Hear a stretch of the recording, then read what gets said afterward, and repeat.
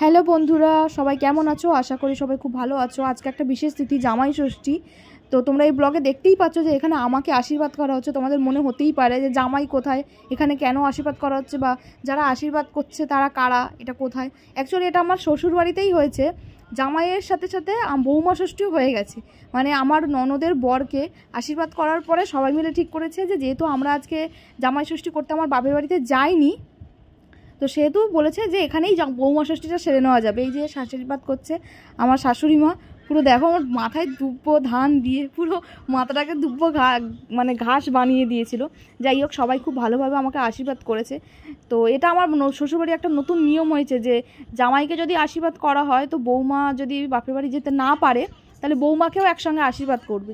কারণ ওনারা মনে করেন যে ছোটদের আশীর্বাদ করলে ছোটদের জীবন আরও সুন্দর হয়, ভালো হয়। আর সবথেকে বড় কথা, সবার আশীর্বাদ পাওয়াটাও একটা ভাগ্যের ব্যাপার। তো আমার আজকের দিনটা খুব ভালোই গেছে। আমি একটা এক্সপেক্ট করিনি যে জামাইয়ের সাথে সাথে আমারও মানে জামাই আদর পাওয়া হয়ে যাবে। আমি আজকে যেতে পারিনি কারণ আমার হাজব্যান্ডের অফিস ছুটি ছিল না। তো আমরা পরে একদিন যাব জামাই ষষ্ঠী সারতে আমার বাপের বাড়ি, মানে নৈহাটিতে। আজকে আমি আমার শ্বশুর বাড়িতেই ছিলাম। আমার ননদ নন্দাই সবাই এসেছিলো, সবাই খুব হই হই করে কাটিয়েছি। এই যে আমার শ্বশুরমশাই আশীর্বাদ করছেন। একটু আগে যাকে দেখলেন আমার জেঠিমা, নীল শাড়ি পরা, আমার জেঠিমা আশীর্বাদ করেছে। যে জেঠু প্রথমেই আশীর্বাদ করেছিল, এই যে ভাবি করছে সবার লাস্টে। সবাই আমাকে টাকা দিয়ে আশীর্বাদ করছিল। যাই হোক, আমার ইনকামটাও ভালো হয়ে গেল এই জামাই ষষ্ঠীর ইয়েতে। তো এইটা হচ্ছে আমার নন্দাই আর কি, ননদের বর, তাকে আশীর্বাদ করছে বাপি। ওর আশীর্বাদটা প্রথমে হয়ে গেছিলো, তারপরে আমাকে করেছে।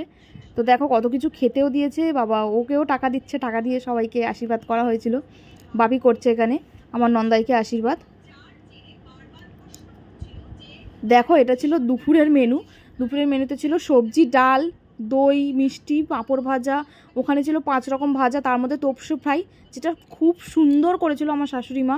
এই প্রত্যেকটা পদই রান্না করেছে আমার শাশুড়ি মা এবং জেঠিমা। এদিকে ছিল চিংড়ি, এদিকে চিকেন, মাছের মাথা, দই কাতলা, চাটনি, পায়েস, সব কিছু ছিল।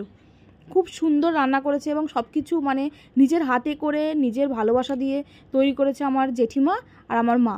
খুব সুন্দরভাবে রান্নাটা করেছে। এই যে অরূপ খেতে বসেছে, মানে আমার নন্দাই খেতে বসেছে, ও খাচ্ছে। ও আজকে এই বাড়ির জামাই, মানে জামাই, ওর অনুষ্ঠানটাই হচ্ছে জামাই ষষ্ঠী।